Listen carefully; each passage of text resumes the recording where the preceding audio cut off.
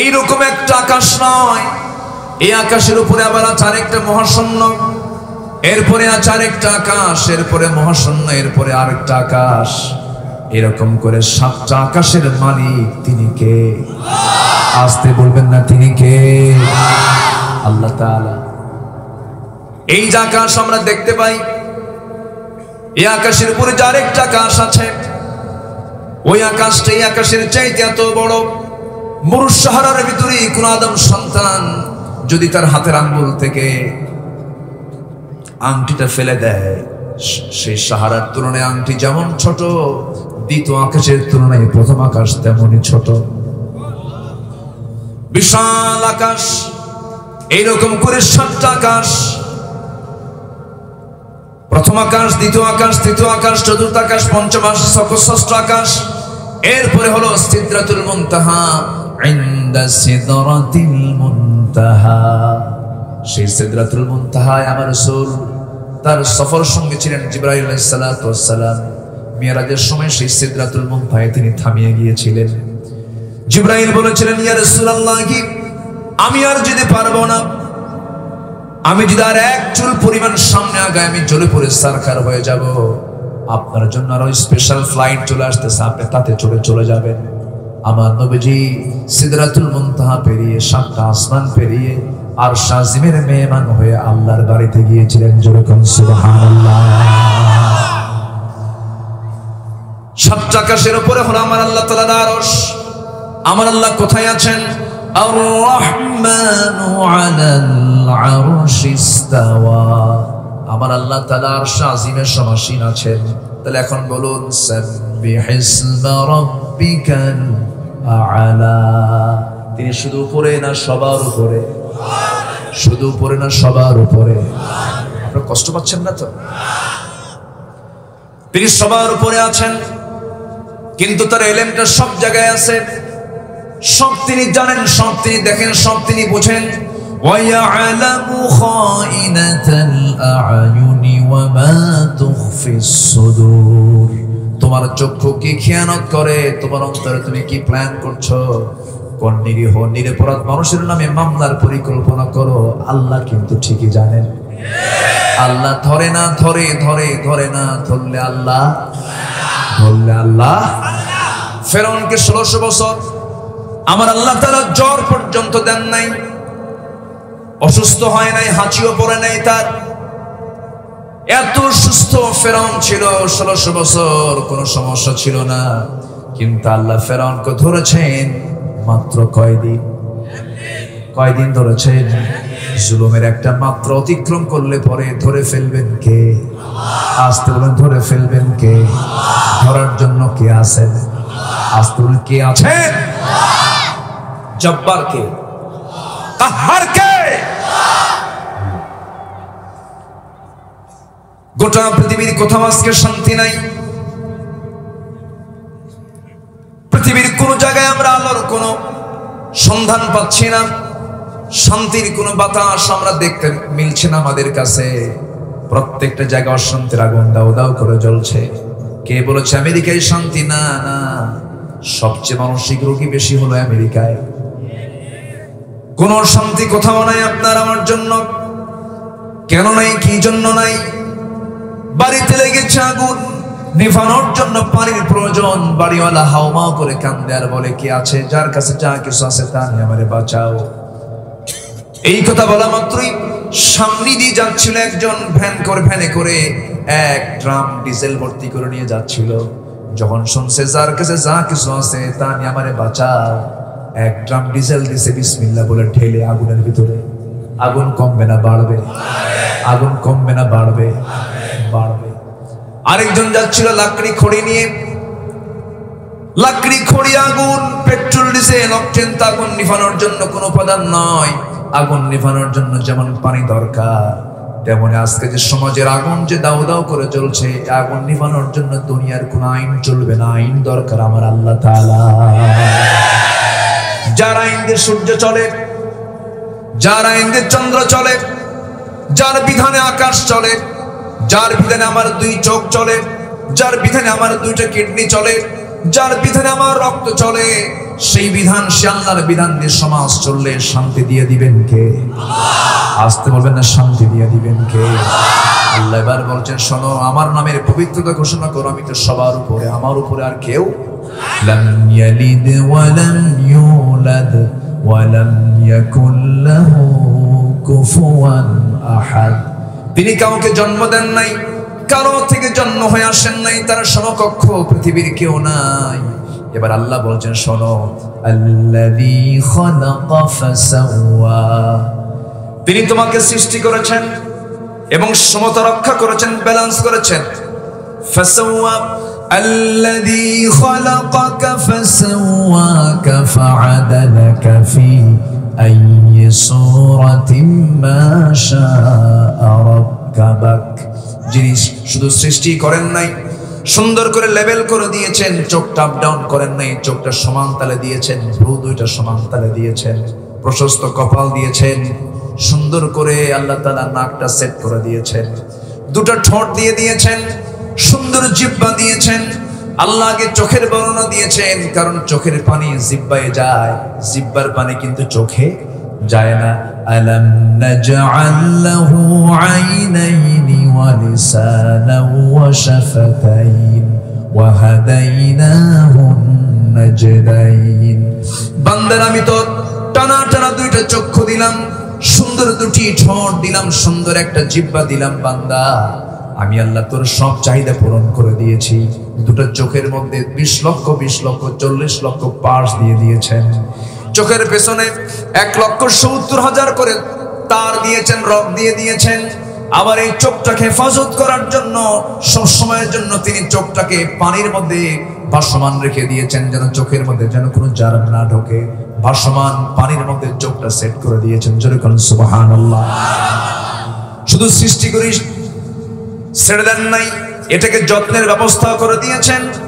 আমার কাছে মনে হয় পদ্মা, মেঘনা, যমুনা যত বড়, তার চাইতে আমার আল্লাহ আমার চোখ, কান, নাকটা তার চাইতে বেশি বড় বানায় দিয়েছে।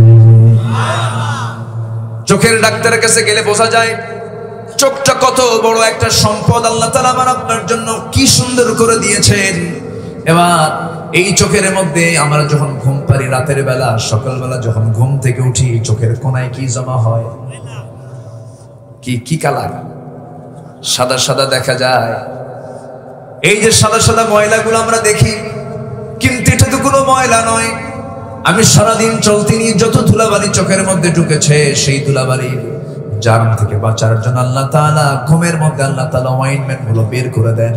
সকালবেলা বান্দা ঘুম থেকে যখন ওঠে, তার চোখটা সম্পূর্ণ ফ্রেশ বানায় দেন। জোরে বলেন সুবহানাল্লাহ। জমিনে চলতে নিয়ে হঠাৎ করে চোখের মধ্যে কোনো ধুলাবালি গেল, পিছনে দুইটা মেশিন সেট করে দিয়েছেন, অটোমেটিক্যালি চোখ থেকে পানি বের হয়ে গেল। সেই পানি কিন্তু দুনিয়ার কোনো নরমাল ড্রিঙ্কিং ওয়াটার নয়। আল্লাহর পরিচালনা দেখেন, আমার দেহটাকে কি চালাচ্ছেন আল্লাহ তাআলা। আমার দেহটা বিশাল রাষ্ট্রের মতো, এত বড় একটা রাষ্ট্রকে আল্লাহ তাআলা কি সুন্দর করে চালাচ্ছেন। চোখের পিছনে একটা মেশিন আছে, সেই মেশিনটা চালু হয়ে যায়, সব স্বয়ংক্রিয়ভাবে চালু হয়ে গেল।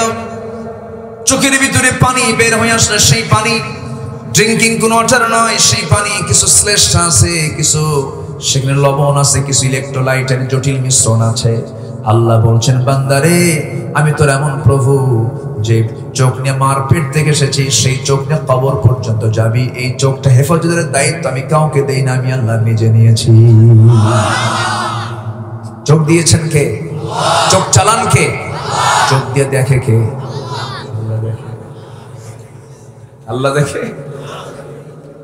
দেখি হলাম আমরা, সুন্দরী মেয়ের দিকে চেয়ে থাকি, কিন্তু চোখের চোখ যিনি বানিয়েছেন সে আল্লাহ কি সুন্দরী মেয়ের দিকে চাইতে বলেছেন নাকি? চাইতে বলেছেন, তবে সুন্দরী মেয়েটা হতে হবে নিজের বউ। নিজের বউ হতে হবে। আপনি তাকাবেন, যত তাকাবেন তত সওয়াব পেয়ে যাবেন। নারীর প্রতি টান তো খারাপ কিছু নয়। নারীর প্রতি টান না হলে আদম সন্তান কেমন করে পৃথিবীতে আসবে? নারীর প্রতি পুরুষের টান, পুরুষের প্রতি নারীর টান কে দিয়ে দিয়েছেন? আসতে বলেন কেন? কে দিয়ে দিয়েছেন? আল্লাহ দিয়েছেন। আদমের জন্য হাওয়া কান্দে, হাওয়ার জন্য আদম কান্দে। আমার বাপ মাও তো এগুলো করে গেছে। যেরকম সুবহানাল্লাহ। দুজন দুই জায়গায় পড়ে গেল। জেদ্দায় পড়লেন মা হাওয়া, শ্রীলঙ্কায় পড়লেন হলো আদম আলাইহিস সালাম। দেখা হয় না 300 বছর পর্যন্ত চলে গেল। দুজনের সঙ্গে সাক্ষাৎ হলো জাবালে রাহমায়, আরাফার ময়দানে। দুইজন যখন মিলিত হয়ে গেলেন, দুজন মিলে দোয়া করলেন। কি সুন্দর দোয়া, পৃথিবীর প্রথম দোয়া, প্রথম দুজন মানুষের দোয়া। সবাই বলেন রব্বানা যালামনা ওয়া ক্বালা রব্বানা যালামনা আনফুসানা ওয়া ইল্লাম তাগফির লানা ওয়া তারহামনা লানাকুনান্না মিনাল খাসিরিন। কার দোয়া বলেন? কোন নবীর দোয়া? শুধু কি আদমের না মায়েরও? আদম হাওয়া দুইজন ক্বালা রব্বানা, দুজনে এই দোয়াটা করেছেন, একসঙ্গে মিলেমিশে করেছেন দোয়া। ওয়াল্লাহ আমি আমার নফসের প্রতি জুলুম করেছি, ফাওয়াসওয়াসা লাহুমা, দুজনকে শয়তান পদস্খলন করে দিয়েছে। কোথায়? আমার আব্বা আম্মা কই ছিল? আমাদের আদি বাড়ি কোথায়? বসত ভিটা কোথায়? বলেন বলেন। কি সন্দেহ লাগে নাকি আপনাদের? তাহলে আমাদের বসত ভিটা আবার ফিরে যেতে চাইতো নাকি? না জাহান্নাম যাব? আমাদের বাপের ভিটা আবার ফিরে যাব। জোরে বলি ইনশাআল্লাহ, জোরে বলি ইনশাআল্লাহ। কিন্তু শয়তান দুজনকে পদস্খলন করে দিল। শয়তান এত শক্তিশালী, দুর্বল কিন্তু না। শক্তিও আছে কিন্তু ইমানের কাছে শয়তান খুব দুর্বল।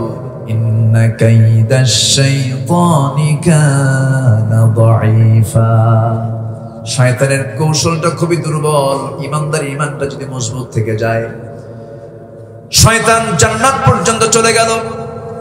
একজন পয়গম্বর আছেন মুসা আলাইহিস সালাম, সবাই তার নাম শুনেছেন তো নাকি? বাড়ি তার কোথায়? মিশর। কিন্তু নামটা তো পরিচিত মনে হয় আশেপাশেই বাড়ি। আলহামদুলিল্লাহ বলবেন না? কোরআনের প্রায় জায়গায় তার নাম, 42টা সূরার ভিতরে তার নাম। যেরকম সুবহানাল্লাহ। 532 আয়াতের মধ্যে তার কথা, 532 আয়াতের মধ্যে তার কথা আল্লাহ রাব্বুল আলামিন বলে দিয়েছেন। আল্লাহ তাআলা এই নবীর দাম অনেক দিয়ে দিয়েছেন। আল্লাহ তাআলা তাওরাত নামক একটা কিতাব আল্লাহ তাআলা তাকে স্পেশাল করে দিয়ে দিয়েছিলেন। মুসা আলাইহিস সালাম একদিন বসে আছেন, জিবরাইল আলাইহিস সালাম তার সামনে দাঁড়ায় আছেন। এমন সময় জিবরাইল দেখতেছে শয়তান মুসার পাশে দাঁড়ায় আছে। জিবরাইল বলতেছে, ইবলিস তুমি কাজ পাও নাই, কাম পাও নাই, নবীর কাছে আসছো ওয়াসওয়াসা দেওয়ার জন্য। এবার শয়তান বলে, জিবরাইল এ তো মুসা দুনিয়াতে আছে, আদম হাওয়ার আমি জান্নাতের মধ্যে ঢুকে ওয়াসওয়াসা দিছি। আমি যদি জান্নাতে ঢুকে ওয়াসওয়াসা দিই, দুনিয়াতে আমি আসতে পারবো না। শয়তান মনে হয় এই জায়গায় নাই। আসতে কর, আসে না নাই? শয়তান তো এত মারাত্মক, ইবলিস তো এত মারাত্মক। ثم لآتينهم من بين أيديهم ومن خلفهم وعن أيمانهم وعن شمائلهم ولا تجد أكثرهم شاكرين। আমি তোমার বান্দাদের ডান থেকে বাম থেকে সামনে থেকে পিছন থেকে পাকড়াও করে ফেলবো। সবাইকে আমি পাকড়াও করব। আমি তোমার বান্দাগুলোকে জাহান্নামের দিকে নিয়ে যাব। আল্লাহ বলছেন, শয়তান রে তুই পারবি না, সবাইকে পারবি না। কিছু সংখ্যক বান্দা আমার কাছে আশ্রয় চেয়ে বলবে, আউযু বিল্লাহি মিনাশ শাইতানির রাজিম। আশ্রয় চাইবো আমরা কার কাছে? শয়তান আছে না নাই? আচ্ছা আমার ভাইয়েরা, শয়তান তো তার কার্যক্রম চালিয়ে যাচ্ছে। অবৈধ কোন রিলেশন করা যাবে না। নারীর দিকে টান ঠিকই থাকবে, কোনো সমস্যা নাই। নারীকে আল্লাহ তাআলা পুরুষের জন্য আকর্ষণ করে দিয়েছেন, পুরুষের জন্য নারীকে আল্লাহ তাআলা আকর্ষণ করে দিয়েছেন। আল্লাহ 6টা জিনিসকে মোহগ্রস্ত করেছেন। আল্লাহ তাআলা সুন্দর করে আরেকটা আয়াতে বলছেন, আমি যে আয়াত বলতেছি বিরক্ত হচ্ছেন না তো? আল্লাহ তাআলা বলছেন, যুয়িনা লিন-নাসি হুব্বুশ শাহাওয়াতি মিনান নিসাই ওয়াল বানিনা ওয়াল qanatiril muqantarati minadh-dhahabi wal fiddati wal khaylil musawwamah والأنعام والحرث ذلك متاع الحياة الدنيا والله عنده حسن المآب جربون الله أكبر মানুষের জন্য ছোট জিনিসকে আকর্ষণ করে দেওয়া হয়েছে, মোহগ্রস্ত করে দেওয়া হয়েছে।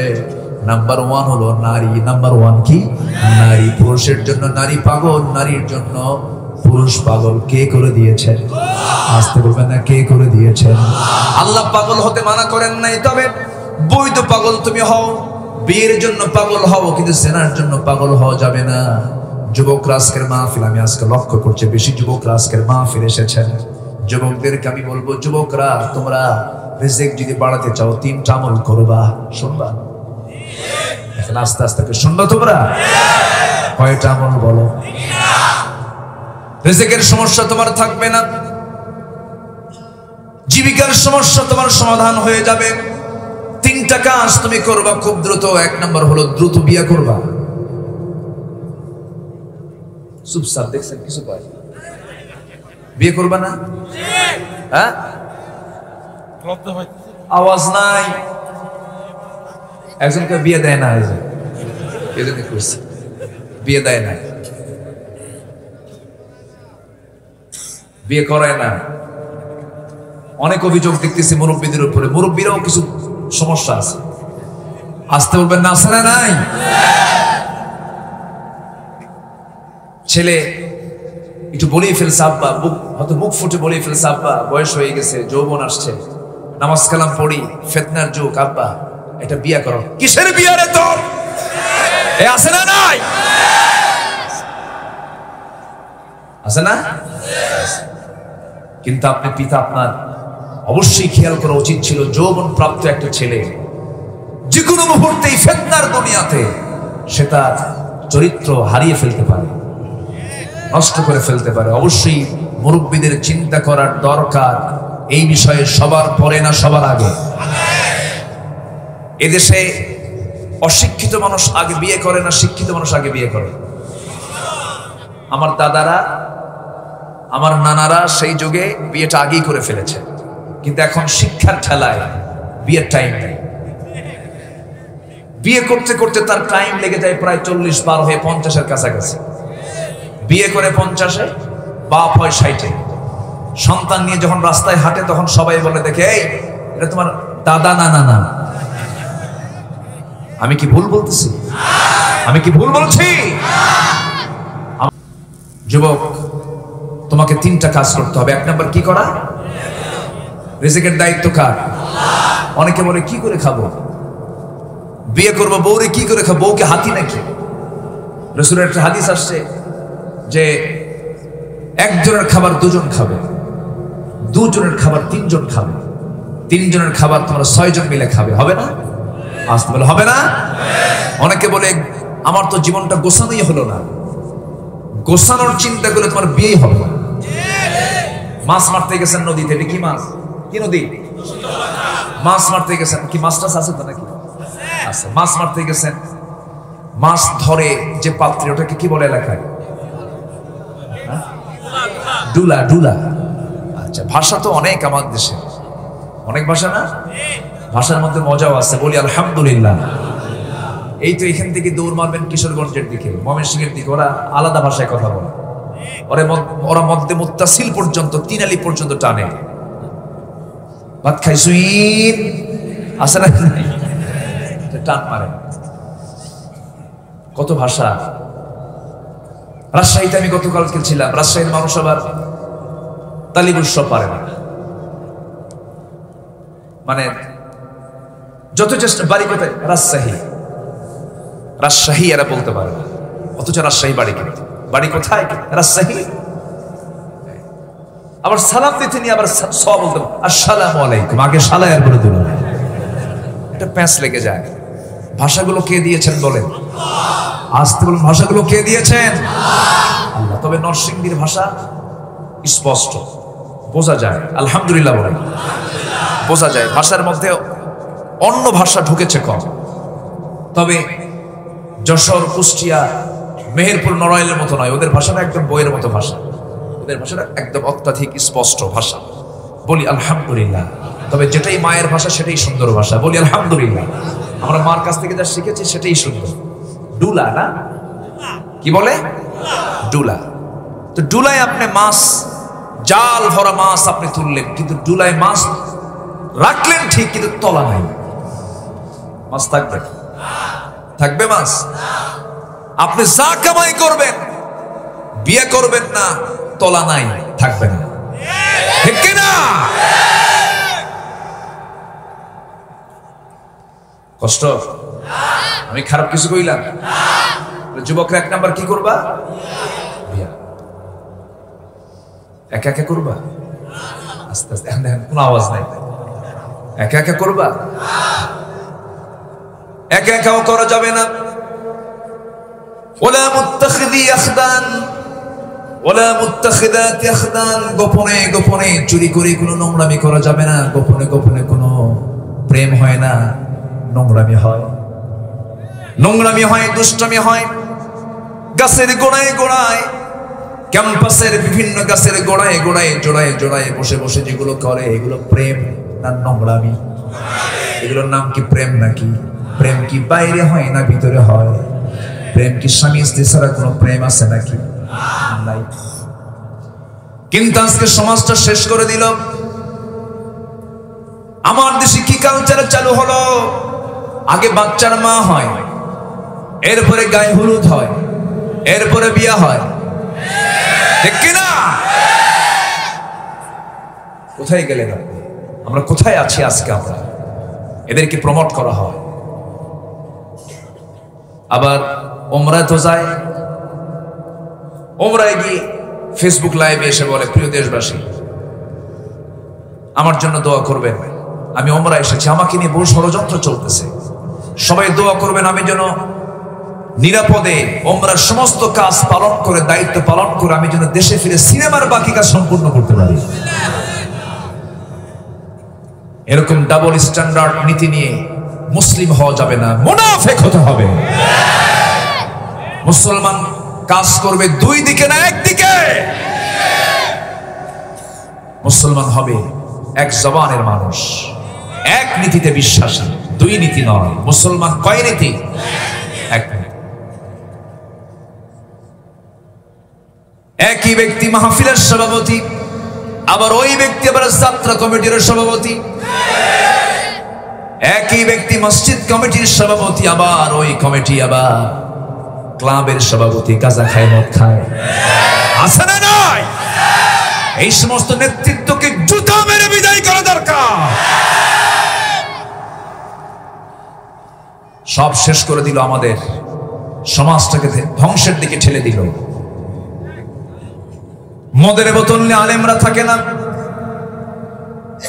নাইট ক্লাবে কোন আলেম সদস্য খুঁজে পাবেন না। যারা যায় তারা কোন শ্রেণী সবাই বুঝে নেন।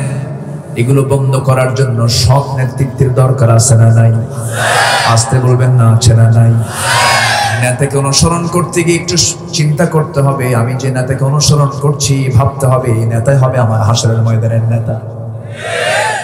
এই দুনিয়াতে আমি যাকে নেতা বানাবো, হাসরেও তিনি আমার নেতা থাকবেন। ইয়াউমা নাদউ কুল্লা উনাসিম বিইমামিহিম, কোরআন খোলেন, খুঁজে পেয়ে যাবেন। সেই দিন প্রত্যেক ব্যক্তিকে তার নেতা সহ ডাকা হবে। নেতার গুণগান গেয়েছে তুমি, আজকে তোমার সঙ্গে তোমার নেতাকেও ডাকা হবে। যখন নেতাকে সামনে নেওয়া হবে, নেতা কর্মী গন্ডগোল লেগে যাবে। শেষ পর্যন্ত কর্মীরা বলবে, আল্লাহ দোষ তো আমার ছিল না, দোষ তো নেতা আমাদের অর্ডার দিছে, এই জন্য করছি আমরা। আল্লাহ বলবেন কোন উপায় নাই, জাহান্নাম যেতে হবে। কর্মীরা রাগের ঠেলায় বলবে, আল্লাহ যেহেতু জাহান্নামে যেতেই হচ্ছে, আমরাও জাহান্নামে যাব, কিন্তু নেতাকে ডাবল শাস্তি দিও। আমার ভাইয়েরা, আমার বন্ধুগণ, সেই দিন কি সুন্দর সুখী করার জন্য, জান্নাত লাভের জন্য দুনিয়াতে আমাকে আপনাকে কাজ করে যেতে হবে। বন্ধু নির্বাচন করতে গিয়ে আমরা বন্ধুবান নির্বাচন করব, খারাপ না ভালো? নেতা নির্বাচন করতে গিয়ে আমরা নেতা নির্বাচন করবে, খারাপ না ভালো? আমার দেশে কোনো কিছুর সংকট ছিল না, কোনো কিছুর সংকট এখনো নাই। কোন সংকট নাই। কে বলেছে সংকট? কে বলেছে দুর্ভিক্ষ? দুর্ভিক্ষ কখনো হবে না। দুর্ভিক্ষ বন্ধ করো আমল আছে না নাই? কাজ আছে না নাই? ধুলায় মলিন জমিনটাকে মুহূর্তের মধ্যে সবুজের শ্যামলে রূপান্তর করার যোগ্যতা কার? আমার আল্লাহ সবকিছু পারেন, অসম্ভবকে সম্ভব করতে পারেন, কোনো সমস্যা নাই, কোনো অসুবিধা নাই। আল্লাহ বলছেন, দুর্ভিক্ষ থেকে তুমি কি বাঁচতে চাও নাকি? তুমি কর্ণ বস্ত্র বাসস্থান শিক্ষা চিকিৎসার নিশ্চয়তা নিতে চাও নাকি? বেশি কিছু লাগবে না, তোমার একটা আমল আমি দেখতে চাই, সেটা হলো যারা পারেন সেই সূরাটা আমার সঙ্গে ঠোঁট মিলিয়ে বলুন। লিইলাফি কুরাইশিন ইলাফিহিম রিহলাতাশ শিতাই ওয়াস সাইফ ফালইয়াবুদু রাব্ব হাযাল বাইতিল্লাযী আত'আমাহুম মিন জু'ইন ওয়া আমানাহুম মিন খাউফ। বেশি কিছু লাগবে না, তুমি শুধু ইবাদত করবে আমি আল্লাহর। আল্লাহর ইবাদত যদি তুমি করতে পারো ঠিক মতো সব জায়গায়, আল্লাহ বলছেন ক্ষুধা মুক্ত আমি তোমার জীবন করে দেব, এবং কোনো টেনশন থাকবে না, অশান্তি থাকবে না, কোনো ভয় থাকবে না, এমন জনপদ আমি তোমাকে দিয়ে দেবো। জোরে বলি সুবহানাল্লাহ। কার ওয়াদা? আসতে বলবেন না, কার ওয়াদা? যুবকের জন্য কয়টা আমল? কয়টা বলেছি? আরো আছে কয়টা? আস্তে আস্তে শোনাবো আমি। এই দিকে আমি চলে গিয়েছিলাম সূরা আলার দিকে, মনে আছে আপনাদের? সূরাতুল আলা, সূরাতুল আলার সেকেন্ড আয়াত পর্যন্ত আমি অনুবাদ করেছি। ওয়াল্লাযী কদ্দারা ফাহাদা, যিনি তকদির নির্ধারণ করেছেন। ওয়াল্লাযী আখরাজাল মারআ, যিনি তৃণ জন্মান। ফাজআলাহু গুসাআন আহওয়া, এরপরে তার খড়কুটায় পরিণত করেন সকল কিছু। বিশ্ব সংসার চালান কে? আসতে বলবেন না, চালান কে? ধান লাগায় কে? বান্দা। ধান লাগায় কে? বড় করেন কে? ক্যালসিয়াম কার? পটাশিয়াম কার? ইউরিয়া কার? ফসফরাস কার? কে করেন? কে করেন? কে করেন? আল্লাহ। সে আল্লাহ বলছেন বান্দারে সব তো আমি করি। এই প্রসঙ্গে আল্লাহর পরিচয়গুলো দিয়ে দিই। এবার রাসূলকে লক্ষ্য করে বলছেন, সানুকরিউকা ফালা তানসা ইল্লা মা শাআল্লাহ। এই আয়াতের একটা প্রেক্ষাপট আছে, শানে নুজুল আছে, সেটা হলো আমার নবীজি কোন এক নামাজে তেলাওয়াত করতে নিয়ে আয়াত ভুলে গেলেন। দু একটা আয়াত বাদ পড়ে গেছে। নবীজির আয়াত ভুল হয়ে গেলে ও কোন সাহাবীকে লোকমা দেওয়ার সাহস আছে নাকি? কারণ নবীর উপরে কোরআন নাজিল করেছেন কে? কেউ কোনো কিছু বললেন না। নামাজ শেষ হয়ে গেল। নামাজ শেষ হয়ে যাওয়ার সঙ্গে সঙ্গে একজন সাহাবী উবাই ইবনে কাব রাদিয়াল্লাহু তাআলা আনহু রাসূলকে লক্ষ্য করে বলছেন, ইয়া রাসূলুল্লাহ, অনুমতি দিলে আমি একটু কথা বলবো। কি কথা বলো? হুজুর, নামাজের মধ্যে দুই একটা আয়াত বাদ পড়ে গেল, এই আয়াতগুলো কি মানসুখ হয়ে গেছে নাকি? এই আয়াতের কি ব্যবহার হবে না?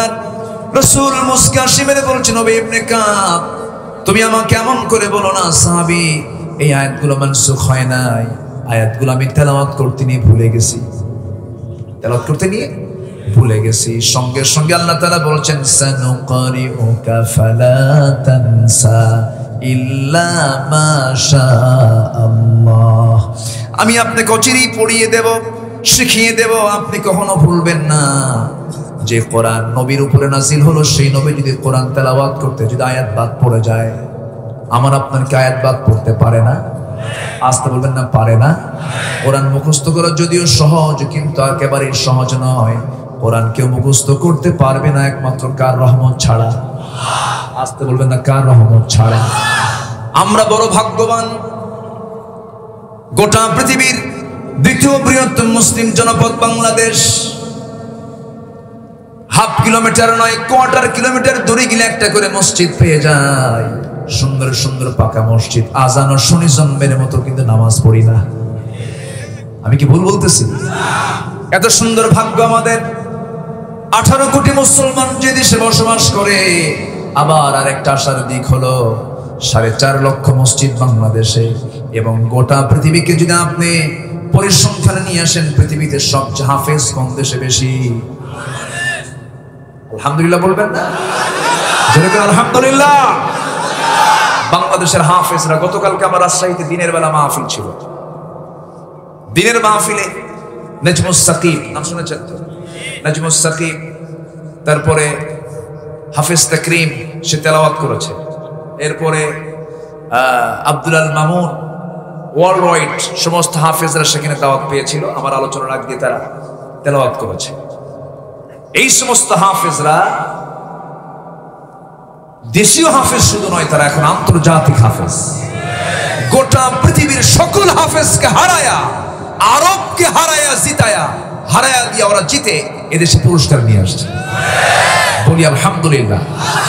এদিকে ছোটখাটো কোনো অর্জন? ছোট অর্জন, অনেক বড় অর্জন।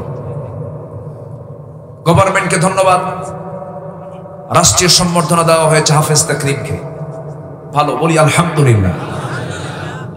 কিন্তু সম্বর্ধনা কেন দেওয়া হলো? নাস্তিক পাড়ার কিছু নাস্তিকদের ঘুম নাই। তারা বলল, কোরআন মুখস্থ করার কোনো যোগ্যতা হলো? তোর 14 গোষ্ঠী নিয়ে আয়। আসতে কম কেন? কোরআন মুখস্থ করা কি জিনিস? এটা যে কত বড় রহমত! আল্লাহর রহমত ছাড়া 30 পারা কোরআন কখনো মুখস্থ করা সম্ভব নয়।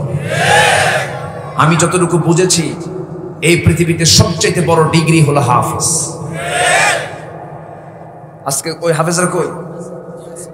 5 জন হাফেজকে আজকে দস্তারবন্দি দেওয়া হয়েছে। আমি মনে করি এটা বান্দার জীবনের শ্রেষ্ঠ একটি অর্জন। এটা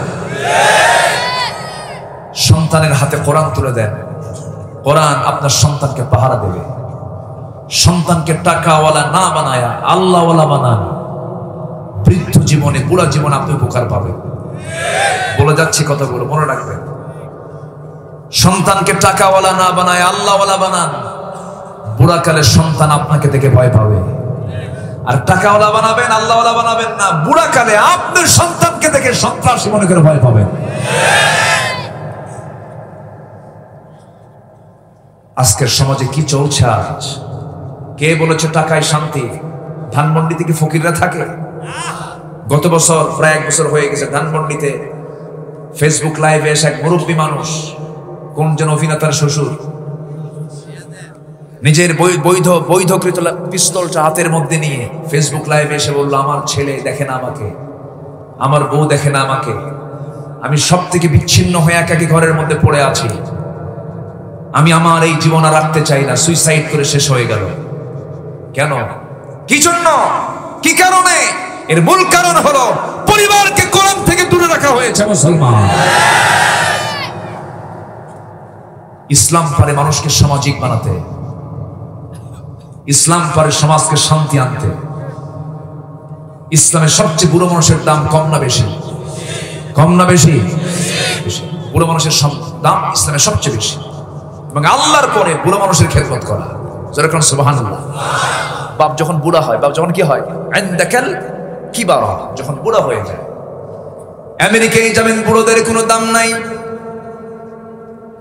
ব্রিটেনে যাবেন, বুড়োদের কোনো দাম নাই। কিন্তু ইসলামে বুড়ো মানুষের সবচেয়ে বেশি দাম। আপনি বুড়োকে সম্মান করবেন না, আপনার ইবাদতই কবুল হবে না।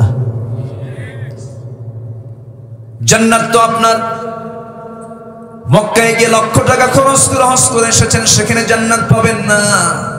জান্নাত পাবেন না। আপনি ঠান্ডা পানিতে ওযু বানাইছেন, সেই জায়গায় আপনি জান্নাতের অ্যাড্রেস খুঁজে পাবেন না। জান্নাত যদি খুঁজে বের করতে চান, আমার রাসূলের হাদিসের দিকে তাকান, আল জান্নাতু তাহতা আকদামিল উম্মাহাত। আল্লাহ তাআলা মা জাতির পায়ের তলে, মার পায়ের নিচে আল্লাহ তাআলা জান্নাত রেখে দিয়েছেন। জোরে বলি সুবহানাল্লাহ। ইয়েমেন থেকে কোন এক আল্লাহর গোলাম হজ করতে গেছেন। আব্দুল্লাহ ইবনে ওমর রাদিয়াল্লাহু তাআলা আনহুর কাছে সামনে দাঁড়ায় চোখের পানি ফেলে ফেলে কেঁদে বলছেন, ও আল্লাহর গোলাম, আমি আমার জীবনে আমার মাকে যত বেশি কোলে নিয়েছি, কোন শিশুকে আমি এত বেশি কোলে নেই নাই। আমার মা পেশাব করে, পায়খানা করে, সব সাফ আমি করে দেই, রান্না বান্না আমি করে দেই, সব সেবা শুশ্রূষা আমি করি। এত সেবা করার পর আমি আপনাকে একটা প্রশ্ন করব, কি আমি আমার মায়ের কিছু ঋণ কি শোধ করতে পেরেছি নাকি? আব্দুল্লাহ ইবনে ওমর জবাবে বলছেন, ও আল্লাহর গোলাম, কেমন করে সম্ভব? ডেলিভারির সময়, তুমি যখন প্রসব হবে, ডেলিভারির সময় তোমার মা ডেলিভারির যন্ত্রণা সহ্য করতে না পেরে যে উহ শব্দ একবার করেছে, সেই উহ শব্দের তুমি হক তুমি এখন আদায় করতে পারো নাই। আমার মা যুবকদের জন্য 2 নাম্বার মেসেজ হলো, রিজিকটা যদি বাড়াতে চাও, নাম্বার 2 হলো বাপ মার সঙ্গে সুন্দর আচরণ করো, সুন্দর ব্যবহার করো। আজ থেকে 10 বছর আগে যে শিক্ষার হার ছিল, তার চেয়ে আজকে শিক্ষার হার কমেছে না বেড়েছে? শিক্ষার হার বেড়েছে, কিন্তু পিতামাতার সেবার পরিমাণ কমেছে না বেড়েছে? কমেছে। তাহলে বোঝা গেল এই শিক্ষার মধ্যে আসল শিক্ষা নাই। পিতামাতাকে দেখতে চায় না, পিতামাতার হক আদায় করতে চায় না। যত বড় শিক্ষিত তত বড় বেয়াদব, আছে না নাই? এমন আচরণ তো ইসলাম শিখায় না তোমাকে। বাপ মার সঙ্গে সুন্দর আচরণ করতে হবে। আমার নবীজি যখন মেরাজ করলেন, জান্নাত দেখলেন, জাহান্নাম দেখলেন। জান্নাতের মধ্যে একাকী হাঁটতেছিলেন, তার কাছে আনইজি ফিল হচ্ছিল, আমি একা একা হাঁটতেছি। আল্লাহ তাআলা তার কণ্ঠের মধ্যে 2জন সাহাবীর কণ্ঠ শুনিয়ে দিলেন। একজন হচ্ছেন হারেসা বিন নুআমান, আরেকজন হচ্ছেন বেলাল বিন রাবাহ রাদিয়াল্লাহু তাআলা আনহু। আমার নবী আশ্চর্য হলেন, পিছনে ফিরে তাকান, কিন্তু তাদেরকে আর দেখলেন না, কিন্তু কণ্ঠ শুনলেন। দুনিয়াতে এসে হারেসা বিন নুআমানকে ডাক দিয়ে বলছেন, হারেসা বিন নুআমান রে, জান্নাতের মধ্যে আমি তোমার কণ্ঠ শুনে আসলাম, তুমি কি এমন আমল করেছো বলো তো? হারেসা বিন নুআমান কেঁদে কেঁদে বলছেন, ইয়া রাসূলুল্লাহ, আমার দুনিয়াতে ব্যক্তিগত তেমন কোন আমল নাই, তবে এই দুনিয়াতে আল্লাহ এবং আপনার রাসূলের পর আমি সবচাইতে বেশি দাম দেই আমার মা এবং বাবাকে। বাপ মাকে সবচেয়ে বড় সম্মানজনক পদে রেখে দেব আমরা। বাপ মা যদি খুশি হন, আল্লাহ খুশি হয়ে যাবেন। দুনিয়ার কোনো মানুষকে খাওয়ায় সন্তুষ্ট করতে পারবেন না, দুনিয়ার কোনো মানুষকে গিফট দিয়ে সন্তুষ্ট করতে পারবেন না, দুনিয়ার কোনো মানুষের কাছে দোয়া চায় সেই দোয়া আপনি অত বেশি পাবেন না যে দোয়াটা আপনি বাপ মার কাছ থেকে পাবেন। 3টা দোয়া মিস হয় না, 3টা দোয়া বন্দুকের গুলি মিস হয়, কিন্তু বাপ মার দোয়া মিস হয় না। বাপ মার দোয়া কবুল হয়ে যায়। বাপ মা মুখ থেকে যে কথাই বের করেন সেই কথাটাই দলিল হয়ে যায়। এই জন্য বাপ মার মুখ থেকে কখনো বদদোয়া বের করানো যাবে না। বাপ মার সঙ্গে কখনো নাফরমানি করা যাবে না। কিন্তু বড় আফসোস, বড় পরিতাপের বিষয়, নিজের সুন্দর করে বাড়ি বানাই, বেডরুম হয়, ড্রয়িং রুম হয়, কমন রুম হয়, চিলড্রেন রুম হয়, কিচেন রুম হয়, রান্নার রুম হয়, এরপরে ডাইনিং স্পেস হয়, মেহমানখানা হয়, সব রুম হয়ে যায়, কিন্তু প্যারেন্টস রুম হয় না, পিতামাতার রুম হয় না, পিতামাতার থাকার জায়গা হয় না। এমন সভ্য সন্তান আছে যে সন্তানগুলো বাপ মাকে থুয়ে দেয় সিঁড়ির তলে, আছে না নাই? রাগিমান ফুহু, তার নাকটা ধুলায় মলিন হয়ে যান। যে ব্যক্তি তার বাবাকে একজন অথবা দুজনকে বৃদ্ধ অবস্থায় পেল, জীবিত অবস্থায় পেল, অথচ তার নিজের জীবনের গুনাহ মাফ হলো না, তার ধ্বংস হয়ে যাক, তার নাকটা ধুলায় মলিন হয়ে যাক। এই জন্য যুবকরা, তোমাদেরকে বলবো আমি, নাম্বার 1, যৌবনকে কন্ট্রোল করবা, তোমার চরিত্র বানাবা ইউসুফের মতো। কার মতো? ইউসুফ আলাইহিস সালামের মতো। নাম্বার 2 হলো পিতামাতার সঙ্গে তুমি সুন্দর আচরণ করবে। পিতামাতার পরিচয় দিতে নিয়ে লজ্জা পাবে না। তোমার পিতা রিকশা চালায়, বুক উঁচু করে বলবে আমার পিতা রিকশা চালায়। তোমার পিতার কোনো পেশাকে ছোট চোখে দেখবা না। এমন অসভ্য সন্তান আছে, শিক্ষিত হয়েছে হয়তোবা, কিন্তু বাবা রিকশা চালায়, পরিচয় দেয় না। অসভ্য বেয়াদব এগুলো। দুনিয়ার কোনো পেশাই ছোট নয়। একজন সাহাবী ছিলেন খাব্বাব রাদিয়াল্লাহু তাআলা আনহু। কামান কি ছিলেন? কামান, লোহা পিটায় জীবিকা নির্বাহ করেছেন। আমার রাসূল বলেছেন, তোমরা কি জানো আমার খাব্বাব লোহা পিটায়া খায়? আমার খাব্বাবের রক্তের উপরে ইসলাম প্রতিষ্ঠিত হয়েছে। আমার বেলাল গোলামজাদা, গোলামি করে মানুষের বাড়িতে চাকর খেটেছে। আমার বেলালকে আমি আল্লাহর পক্ষ থেকে মনোনীত করে আমি তাকে মুয়াজ্জিন বানায় দিয়েছি। আল্লাহু আকবার। কাউকে ছোট চোখে দেখবেন না। বাপ মা যে কাজ করুক না কেন, বাপ মার দোষ আপনি ধরতে যাবেন না। বাপ মা যদি দোষও করে, সন্তান দোষ ধরে তার সঙ্গে বেয়াদবি করতে পারবে না। বাপ মার জায়গায় কোনো সন্তান বিচার খাটে না। কত শিক্ষিত বাপ চোখের পানি ফেলে ফেলে কান্দে আমাদের কাছে এসে। এই গাজীপুরে বৃদ্ধাশ্রম আছে। আমি একদিন ঢুকলাম, ভিতরে ঢুকে দেখি বুড়া মানুষ কাঁদতেছে। আমারে ধইরা বললাম, চাচা বাড়ি কোথায়? বাড়ি ধারায় বাড়ি আমার। বাড়ি ধারা? আপনি এই জায়গায় কেন? বাবা ছেলেগুলো সব আমাকে এখানে রেখে গেছে। বললাম আপনার ছেলে মেয়েগুলোকে আপনাকে দেখে না?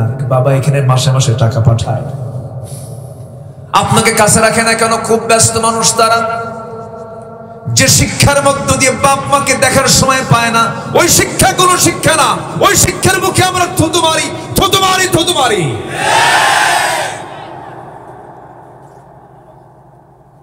অথচ মা তোমাকে পেটে ধারণ করেছে, ওষুধ খেয়ে তোমাকে নষ্ট করে দিতে পারতেন, কিন্তু মা তোমাকে পেটে ধারণ করেছেন, রক্তগুলো চুষে চুষে খেয়ে শেষ করে দিয়েছি আমরা। পেটে পজিশন সন্তানের খারাপ, ডাক্তার বলে দিচ্ছে ও মহিলা, তোমার পেটের যে সন্তানের যে অবস্থা, ডেলিভারি হতে নিয়ে তোমার মৃত্যুর আশঙ্কা আছে। মহিলা চোখের পানি মুছতে মুছতে বলে, ডাক্তার মরে যাব কিন্তু সন্তানকে মারতে দেব না। যেরকম সুবহানাল্লাহ। আমার মা, আমার ভাইয়েরা, এই পৃথিবীতে একজন মানুষ যিনি নিজের জীবন বাঁচায় না বাঁচায় সন্তানকে বাঁচানোর চেষ্টা করে, নিজে না খায় সন্তানকে খাওয়াতে চায়। কোন খাবার যখন সামনে থাকে আগে দেখে আমার বাজানজার মুখটা দেখি। আজকে আপনি পরীক্ষা করবেন, একটা আঙ্গুর কিনে একটা বেদানা কিনে নিয়ে যাবেন, মাকে গিয়ে বলবেন সুন্দর নরম সুরে, মা তোমার জন্য একটা বেদানা আনছি, তুমি খাও। দেখবেন বৃদ্ধা মাও যদি হয়, সেই বেদানাটা আস্তে করে ভাঙবে, ভেঙে সুন্দর করে ওই ভিতরের সমস্ত আঙ্গুরের দানাগুলো আস্তে আস্তে হাত দিয়ে গুটি গুটি নিয়ে প্লেটের মধ্যে রাখবে। আস্তে করে বলবে, বাজান তোর মুখটা শুকনা, তুই খা, আমার খাওয়া লাগবে না। মা নিজে খায়া সুখী হয় না, মা সন্তানকে খাওয়ায় সুখী হয়। আপনার বউকে আপনি একটা কাপড় কিনে দিবেন, বলবে এটা কোনো কাপড় হলো নাকি, এর জন্য আমি কাপড় আছে, অমুক জন নিয়ে আসছে। সন্তানকে আপনি পছন্দ করে একটা জিনিস দিবেন, বলবে বাবা আমি এটা নেব না, এর চেয়ে ভালো হোন্ডা আছে, এই মোবাইল আমার পছন্দ না। কিন্তু আপনার মার কাছে আপনি কিচ্ছুই দিবেন না, যা দিবেন বলবেন, বাজান আমার এটা দরকার ছিল না, আমার জন্য না নিয়ে আসলে তুই পারতি। মা তো কিছুই চায় না, বাপ তো কিছুই চায় না। বাপ মা চাই সুন্দর কথা, সুন্দর করে একটা ডাক শুনলে বাপ মার কলিজা ভরে যায়। এই জন্য আল্লাহ তাআলা বলেছেন, তুই টাকা দিয়ে তোর হক আদায় হবে না, চাকর বাকর দিয়ে তুই তোর বাপ মার খেদমত করাবি হবে না, তোর খেদমত করতে হবে বাজান। আল্লাহু আকবার বলে। কার কথা, কার কথা, কার কথা? আল্লাহর কথা।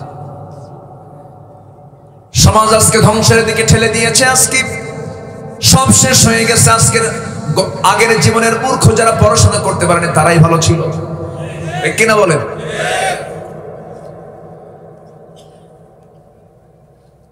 আমার ভাইয়েরা, ও যুবক ভাইয়েরা, আজকের মাহফিলে যুবকরা এসেছো, যুবকদের জন্যই তো বেশি দরকার। তিনটা কাজ, কয়টা কাজ বলো? নাম্বার 1 হলো দ্রুত বিয়ে করো, দ্রুত বিয়ে করো। রিজিকের ফয়সালা কার? রিজিকের ফয়সালা কার? সুন্দর করে সংসার গড়ে নাও।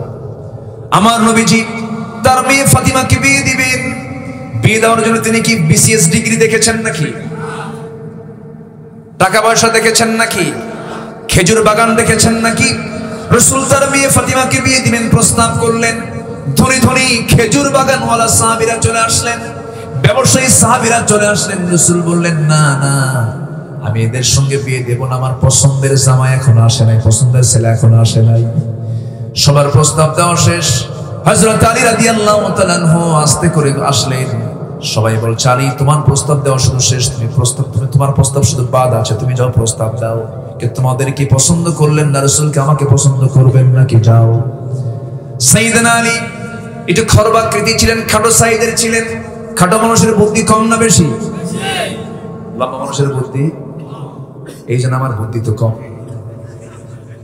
আসলে আমার বুদ্ধি কম। খাটো মানুষের বুদ্ধি বেশি। আল্লাহ তাআলা একদিকে বডি ছোট করে দিয়েছেন, বুদ্ধি বেশি দিয়েছেন। আল্লাহ সবাইকে সমান দেন না।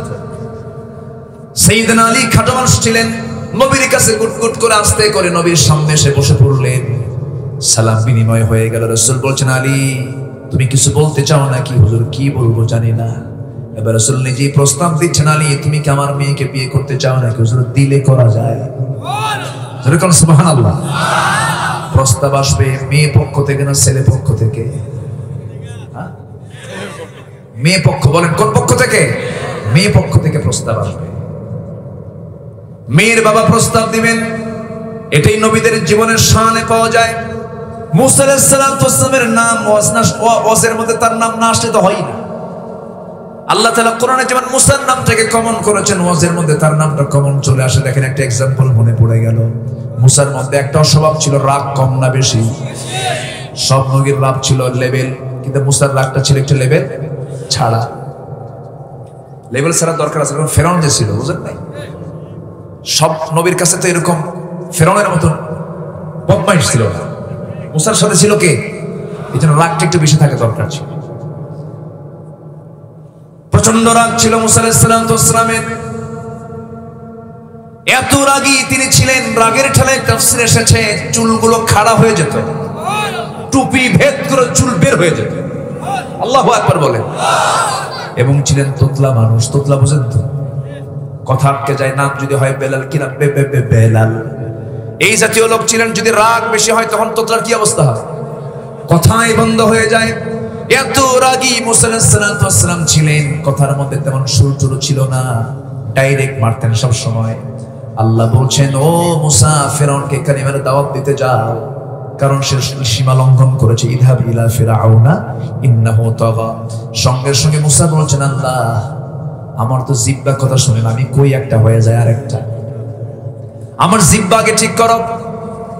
আল্লাহ বলেন, ঠিক আছে, জিহ্বা ঠিক করে দিলাম।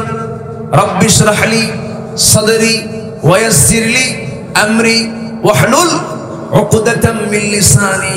আল্লাহ তাআলা সব তার সহজ করে দিলেন। এবার বলছেন, মুসা শোনো, এমন সুন্দর করে কালিমার দাওয়াত দিবা যেন তোমার কথার মধ্যে যেন বালাগাত থাকে, ফাসাহাত থাকে, সুন্দর ভাষা দিয়ে তুমি কথা বলবা। এবার মুসা বলছেন, আল্লাহ আমার কথার মধ্যে সৌন্দর্য তেমন নাই, আমি কথার মধ্যে আমি ডাইরেক্ট কথা মারি বেশি। হুয়া আফসাহু মিন্নি, আমার ভাই হারুন আমার চাইতে সুন্দর করে ফাসাহাত দিয়ে কথা বলে, সুন্দর যদি কথা বলে। আল্লাহ বলছেন, মুসা তোমার মুখে যখন তোমার বড় ভাইয়ের যখন প্রশংসা শুনলাম, এই মুহূর্তে তোমার বড় ভাইকে আমি আল্লাহ নবুয়ত দিয়ে দিলাম। সুবহানাল্লাহ। খুব দামি নবী ছিলেন মুসা আলাইহিস সালাম। এই রাগী লোকের সামনে একজন বেয়াদব এসে শুধু ভুল কথা বলছে, বারবার ভুল কথা বলছে, মারছেন থাপ্পড়। এক থাপ্পড় মারাও সারা, মরে যাও সারা। যখন মরে গেছে, লাশ হয়ে গেছে, এখন মনে মনে চিন্তা করে ভাবতেছেন, আল্লাহ দোষ তো আমার না, আমি ওকে শাসন করার জন্য মারলাম, মরে গেছে, এটাকে আমার দোষ নাকি? আল্লাহ তোমারই দোষ। আমি আমার নিয়ত তো মেরে ফেলা নয়। আল্লাহ তাআলা তাকে পরীক্ষার মধ্যে ফেলে দিলেন, বিশাল বড় পরীক্ষার মধ্যে পড়লেন। নবীদের জিন্দেগিতে হিজরত আছে না নাই? ইব্রাহিম আলাইহিস সালাম অগ্নিকুণ্ডে নিক্ষিপ্ত হলেন, এরপর হিজরত করতে বাধ্য হলেন। আমার নবী হিজরত করতে বাধ্য হলেন। মুসা আলাইহিস সালাম বেকায়দায় পড়ে গেলেন। হত্যার হুলিয়া জারি করলো প্রশাসন, অ্যাডমিনিস্ট্রেশন। তাকে পুলিশ দিয়ে ধরার জন্য তল্লাশি শুরু হয়ে গেল, চতুর্দিকে অভিযান শুরু হয়ে গেল। মুসা আলাইহিস সালাম দেশে থাকতে পারলেন না, সফর করতে লাগলেন, দৌড় মারতে লাগলেন। হিজরত করে তিনি চলে গেলেন সেই মাদিয়ান নামক অঞ্চলের দিকে চলে গেলেন। সামনে বিশাল বড় একটা দুর্গম এরিয়া পেলেন। প্রচন্ড ক্ষুধা লাগছে, ক্ষুধার যন্ত্রণায় ছটফট করছেন, তৃষ্ণার যন্ত্রণায় ছটফট করতে নিয়ে সামনে একটা কূপ পেলেন। কূপের ধারে চলে গেলেন, কূপ থেকে পানি তুলে তিনি তার তৃষ্ণায় নিবারণ করলেন। হঠাৎ করে দেখতে পেলেন কূপের ধারে দুইজন মহিলা দাঁড়ানো, হাতে বালতি নিয়ে পানি কূপ থেকে তুলবে, কিন্তু তারা তোলে না। মুসা আলাইহিস সালাম কি চরিত্রবান মানুষ ছিলেন, তিনি বলছেন, ও মহিলা, তোমরা এখানে দাঁড়ায় আছো কেন? এখানে বালতি নিয়ে হাতে নিয়ে দাঁড়ায় আছো কেন? কূপ থেকে পানি তুলে নিয়ে যাও। তারা বলতেছে, আবুনা শাইখুন কাবীর, আমাদের বাপ খুব বুড়া মানুষ, আমরা চলে এসেছি, আমরা আসতাম না, কিন্তু পাপের কারণে আমরা এসেছি, কোনো পুরুষ মানুষ আমাদের বাড়িতে নাই, এই জন্য আমরা আসছি, কূপ থেকে পানি তুলে নিয়ে যাও। আমরা পারবো না। কেন পারবে না? আমরা দুর্বল মানুষ, আমাদের গায়ে এত শক্তি নাই। কূপের উপর একটা ঢাকনা আছে, সেই ঢাকনা টান দিতে 7 থেকে 8 জন যুবকের প্রয়োজন হয়। সব পুরুষ মানুষ পানি তুলে নিয়ে যাবে, আমরা পর্দার নিয়ম রক্ষা করে শেষে গিয়ে আমরা অবশিষ্ট পানি তুলে নিয়ে আমরা বাড়ির দিকে চলে যাব। মুসা আলাইহিস সালাম মনে মনে চিন্তা করলেন, বেচারি মহিলা মানুষ কষ্ট হবে, না না, আমি একটু হেল্প করি। এবার তিনি হেল্পের জন্য আগায় গেলেন, বালতি হাতের মধ্যে নিয়ে কূপের কাছে চলে গেলেন। কূপের উপরে ঢাকনা, যার টান দিতে 7 থেকে 8 জন যুবকের প্রয়োজন হয়, তিনি বাম হাতে ধরলেন, ফিকা মারলেন, 14 হাত দূরে গিয়ে ছিটকে পড়লো। দুই মহিলা থরথর করে কাঁপে, আর মনে মনে চিন্তা করে, মানুষ অন্য কিছু। সুবহানাল্লাহ। নবীদের ভিতরে আল্লাহ তাআলা তিনটা গুণ দিয়েছেন। প্রত্যেক নবীর ভিতরে কয়টা গুণ? তিনটা গুণ দিয়েছেন। একটা হলো হুসনে খুলক, উন্নত চরিত্র দিয়েছেন। এরপর হলো সুন্দর সূরত দিয়েছেন, সুন্দর সূরত দিয়েছেন। নাম্বার 3 হলো তাদেরকে আল্লাহ তাআলা গায়ের শক্তি দিয়েছেন অনেক। আল্লাহ তাআলা আমার রাসূলকে দিয়েছেন 100 জন জান্নাতি পুরুষের সমান শক্তি। যেরকম সুবহানাল্লাহ। মুসা আলাইহিস সালাতু ওয়াস সালাম কূপ থেকে পানি তুলে নিয়ে এবার বললেন নিয়ে যাও, সোজা বাড়ির দিকে চলে যাও। সন্ধ্যার পরে মেয়েদের বাইরে থাকতে নেই, কিন্তু আমার দেশে সন্ধ্যার পরে পুরুষ বেশি না মহিলা বেশি? আলহামদুলিল্লাহ। কি খবর আপনারা? চলে গেছে বাড়িতে। বুড়া বাপ বলতেছে, মা এত তাড়াতাড়ি আসলা তোমরা? এত তাড়াতাড়ি তো আসার কথা ছিল না। কাব্বা, একজন পুরুষ মানুষকে দেখলাম, শাইখুন আজিজ, খুব শক্তিশালী যুবক, খুব গায়ে তার শক্তি, খুব শক্তি দেখতে পেলাম। এবার বলতেছে, শোনো, আমার বড় মেয়ে তুমি আগামীকালকে যাবে, ওই যুবককে আমার সালাম জানিয়ে দেবে এবং সালাম জানিয়ে বলবে সে যেন অবশ্যই আমার সঙ্গে সাক্ষাৎ করে। আমি তাকে আমার বাড়িতে দাওয়াত দিয়ে দিলাম। চলে গেছেন পরের দিন। এবার গিয়ে বলছেন, শুনুন যুবক, আব্বা যেন আপনাকে সালাম জানিয়েছেন, তিনি আমাদের বাড়িতে আপনাকে দাওয়াত দিয়েছেন, আপনি কি যাবেন নাকি? মুসা আলাইহিস সালাম মনে মনে চিন্তা করলেন, ভালোই তো হয়, আমি তো কাউকে চিনি না, একটু পরিচয় হলে তো ভালোই হয়ে যায়। আমি তো প্রবাসী মানুষ, আমি তো মুসাফির মানুষ, ঠিক আছে আমি যাব, কিন্তু যাবো কেমনে? মহিলা আমি তো চিনি না, ঘর বাড়ি চিনি না। এবার মহিলা বলছেন, চেনার কোনো প্রয়োজন আপনার নাই, আমি সামনে সামনে চলবো, আপনি আমার পিছে পিছে আসবেন, আপনি আমাকে ফলো করে করে আসবেন। মুসার চোখ বড় হয়ে গেছে, চোখ বড় করে বলতেছে, এই মহিলা তুই আমারে কি কইলি? তুই আমারে কি কইলি আমি পিছে পিছে আসবো? তুই আমার সামনে থাকবি? না না না না, তুই তো মুসল্লির জাত, আমি হলাম ইমামের জাত। ইমাম তো পিছনে থাকে না, ইমাম থাকে সামনে, তুই মুসল্লি পিছনে। আল্লাহু আকবার বলেন। নেতৃত্বের জন্য পুরুষ না নারী? নামাজ পড়াবে পুরুষ না নারী? পৃথিবীতে সকল নবী রাসূল পুরুষ না নারী? ফয়সালা কার? দোষ কার?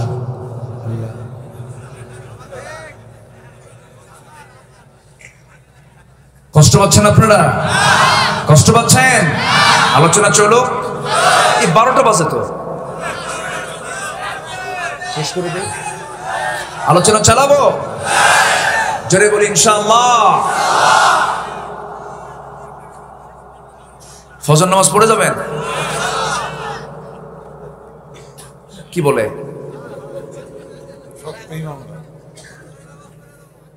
এটা তো ভালো লক্ষণ। ফজর যে পড়তে চাচ্ছেন এটাই তো ভালো লক্ষণ। আলহামদুলিল্লাহ। আমার দেশে ওয়াজ শুনে কিন্তু ফজর পড়ে না, আছে না? নাই?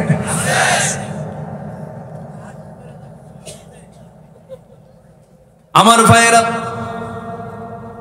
মুসা আলাইহিস সালাম পিছন থেকে এবার বললেন, মহিলা তুমি আমার পিছনে আসো, আমি তোমার সামনে চলবো। আমি যদি তোমার পিছনে থাকি, তুমি নারী, মাথা থেকে পা পর্যন্ত আল্লাহ তোমাকে পুরুষের সুন্দর করে বানিয়েছেন পুরুষের জন্য। আমার চোখের গুনাহ হয়ে যাবে, আমার অন্তরে ওয়াসওয়াসা আসতে পারে, অতএব আমি সামনে থাকবো, তুমি আমার পিছে পিছে থাকবা।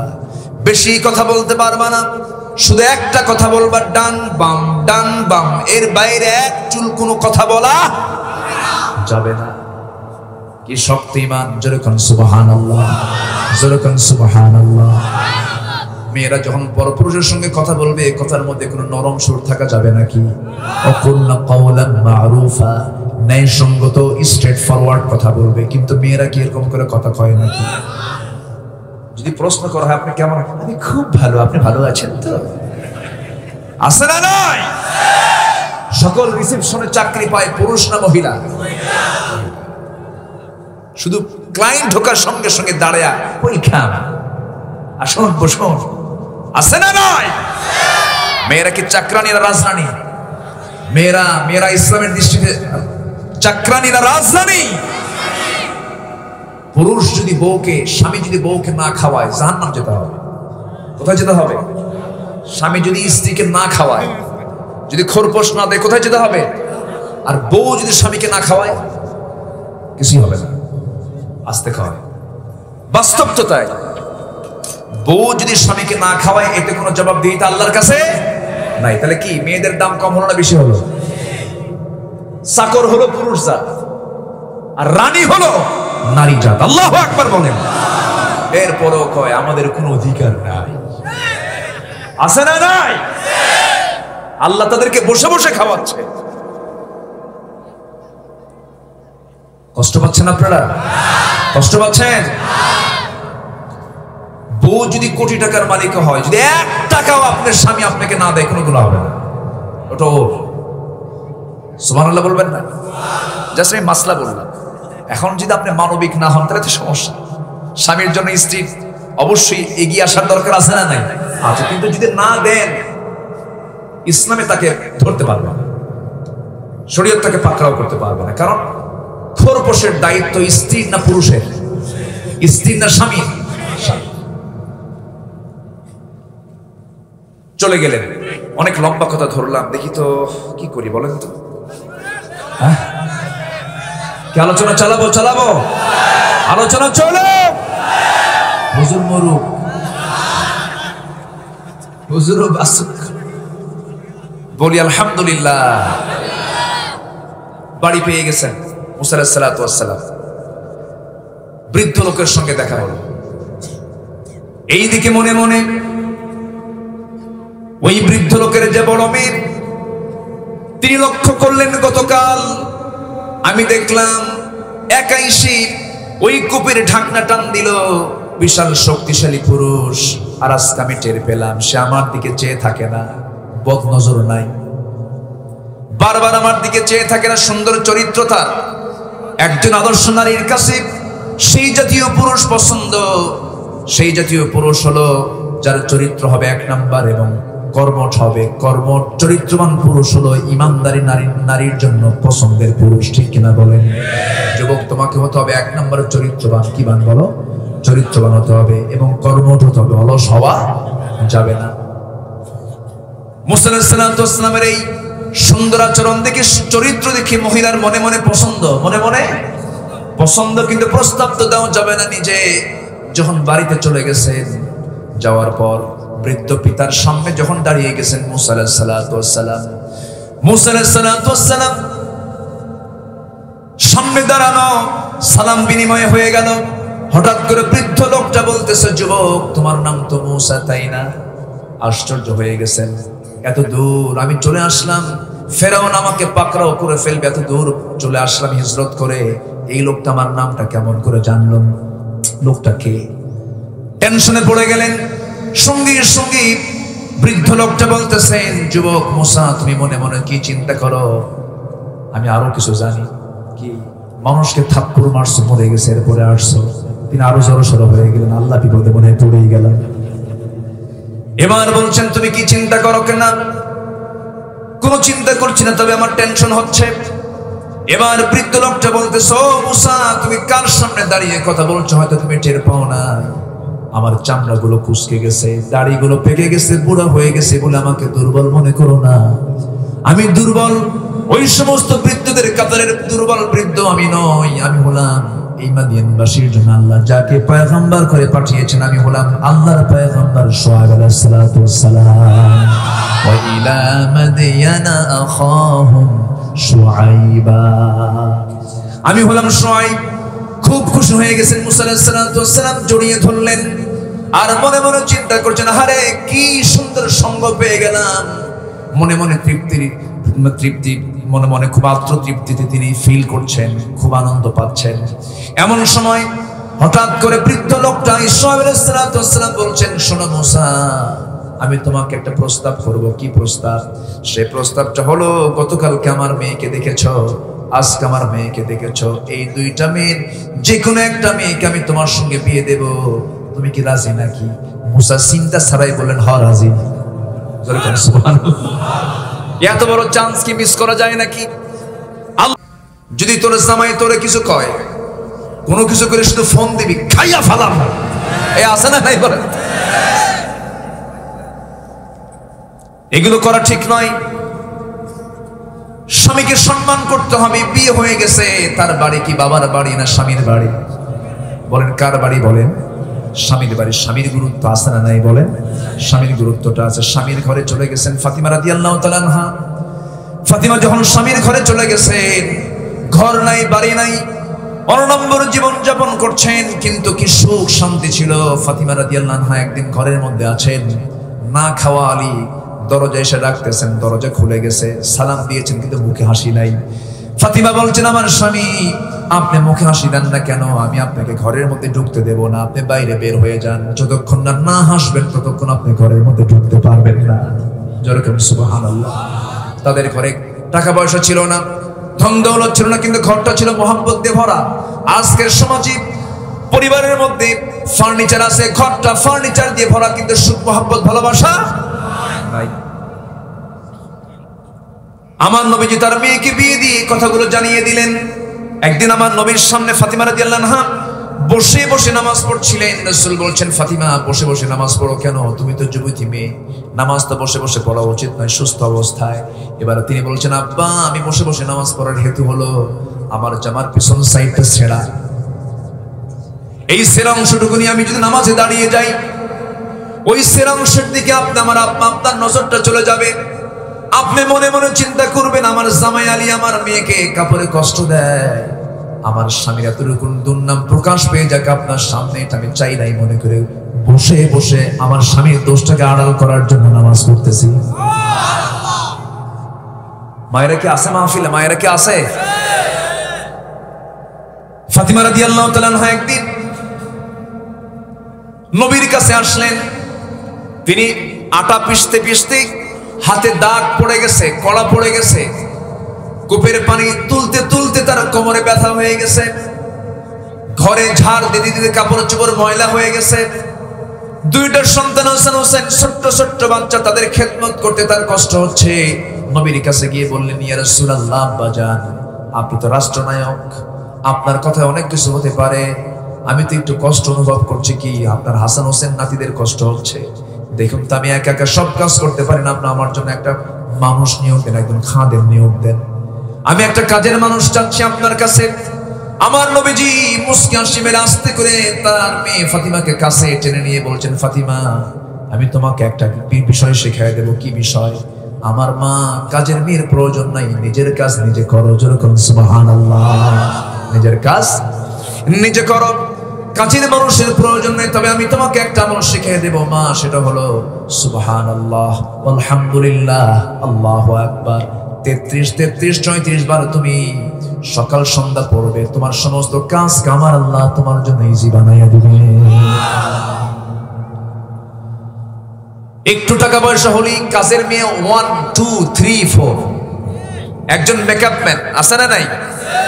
এরকম বিলাসিতা করা যাবে না মা। দুনিয়াটা এমনের জন্য আসা, দুনিয়াটা এমন নয়। দুনিয়াতে আপনি কষ্ট করবেন যত, আখিরাতে তত সুখ করবেন। দুনিয়াটা আপনার জন্য ইবাদতের জায়গা। আমরা ইবাদত করে যাব। জোরে বলি ইনশাআল্লাহ, জোরে বলি ইনশাআল্লাহ। যুবকদের জন্য কয়টা আমল? কয়টা আমল বলেন? নাম্বার 1 হলো দ্রুত বিয়ে করো। নাম্বার 2 হলো বাপ মা সেবা করো। বাপ মা যদি দুষ্ট হয়, দুষ্ট শব্দ বলা যাবে না। বাপ মা যদি বেনামাজি হয়, গালি দেওয়া যাবে না, বোঝানো যাবে। বুড়া যদি হয়ে যায়, সেই বাপ মা তোমার দুর্নাম করলো, তাদেরকে কোনো গালিগালাজ করা যাবে না। নাম্বার 3 হলো জীবনের সকল জায়গায় ভয় করতে হবে কাকে? আসতে বলবেন না, কাকে? আল্লাহকে ভয় করতে হবে। তোমার সামনে সুন্দরী নারী পড়ে যাবে, আলিয়া, নারগিস, সুইটি, বিউটি সব তোমার সামনে পড়ে যাবে। সেই সময় বলতে হবে ইন্নী আখাফুল্লাহ। রাজুলুন ইযা দাআতহু ইমরাতান যাত হাসাবিন ওয়া জামালিন ইন্নী আখাফুল্লাহ। সুন্দরী নারী তোমাকে প্রেমের প্রস্তাব দিয়ে ফেলবে, তোমাকে কুপ্রস্তাব দেবে, সেই সময় বলবে আমি কাকে ভয় করি? আসতে বলবেন না, কাকে ভয় করি?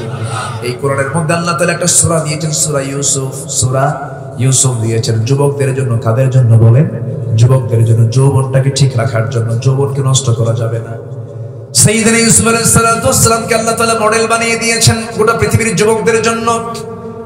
তিনি কত বড় ঈমানদার ছিলেন। পৃথিবীর সবচেয়ে সুন্দরী সম্ভ্রান্ত একজন নারী তাকে প্রস্তাব দিয়েছে, তার জন্য দিওয়ানা। সেই সময় তিনি বলেন আমি কাকে ভয় করি? আসতে বলবেন না, কাকে ভয় করি? আল্লাহকে ভয় করি। আমার ভাইরা, আমার বন্ধুগণ, একটু কান লাগাবেন। আল্লাহ তাআলা এই সূরার শেষের দিকে এসে বলছেন সফল যদি হতে চাও, আমি আল্লাহ তোমাদেরকে কিছু পরামর্শ দিচ্ছি, সেই পরামর্শ তোমরা নিয়ে নাও। আমরা ব্যর্থ হতে চাই না, সফল হতে চাই। সফল হতে হলে আল্লাহ তাআলা এই সূরার শেষের দিকে এসে বলছেন, قد أفلح من تزكى وذكر اسم ربه فصلى بل تؤثرون الحياة الدنيا। জোরে বলুন আল্লাহু আকবার। সফল তো যে কোটিপতি সে সফল নয়, বড় গ্রুপ অফ ইন্ডাস্ট্রিজের মালিক সে সফল নয়, সুন্দর চেহারা সে সফল নয়, সুন্দর বংশ সে সফল নয়। সফল সেই বান্দা যে বান্দা নফসের শুদ্ধতা আনতে পেরেছে, এই নফসকে যে পরিশুদ্ধ করতে পেরেছে, সে মহা সফল। কার কথা? আসতে বলবেন না, কার কথা? নফসকে খারাপ কিছু চায় না, ভালো কিছু চায়, খারাপ কিছু চায়। নফসের চাহিদা হলো খারাপ, এই নফসকে ট্রিটমেন্ট করব আমরা, এই নফসের ট্রিটমেন্ট করে আমরা নফসকে শুদ্ধ করে ফেলবো। তাযাক্কা তাসকিয়াতুন নফসের জন্য আমরা মেহনত করব। নফসকে শুদ্ধ করার জন্য কিছু টিপস আমি আপনাদেরকে জানায় দেই। বেশি করে কি তেলাওয়াত করা, আসতে বলবেন না, কি তেলাওয়াত করা। যার মুখে আল্লাহর যত বড় বেশি জিকির থাকবে,